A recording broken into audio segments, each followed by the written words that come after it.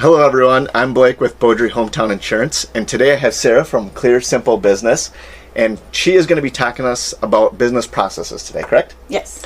All right, well Sarah, let's talk to somebody that's out there that is maybe thinking about starting a business. What's your advice to them to get started in that process? So my best advice for someone who's starting off is to think of your process as, I'm going to be doing this in the future. So I know when you start off, you're a little slower and you have more time, and say you're maybe only processing 10 invoices a month.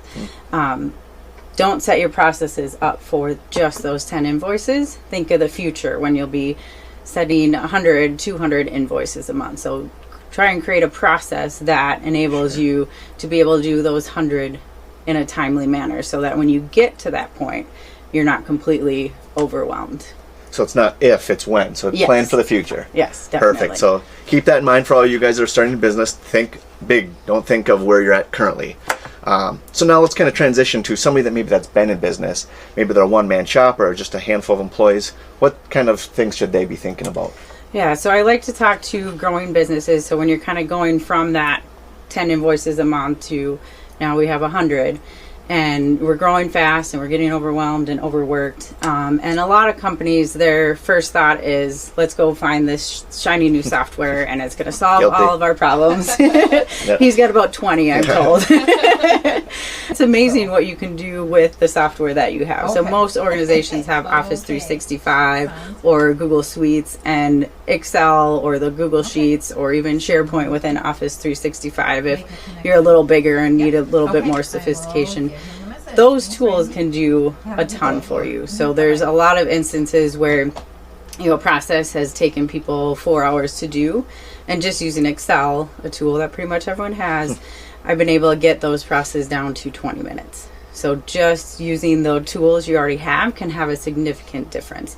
And you also want to keep in mind, it's shiny object, this thing, new software is going to be great, but if you lift and land an existing bad process into a new system, it's still going to be a bad process. It's just going to look prettier because new software. If there's growing pains, it's probably not your software necessarily. Keep it simple and focus on other areas of the business. Yeah, definitely. It's get that process figured out, get that going from point A to point B in the easiest way possible figured out before you look for new software, because then you have you actually understand what your priorities are in the process, because no software is going to give you 100% of what you need.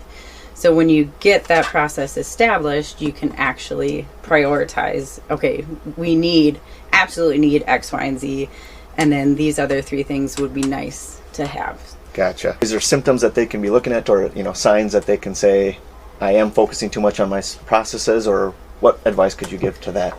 It's tracking time, really looking at tracking time, seeing where people are the most overwhelmed and overworked, where errors are being made.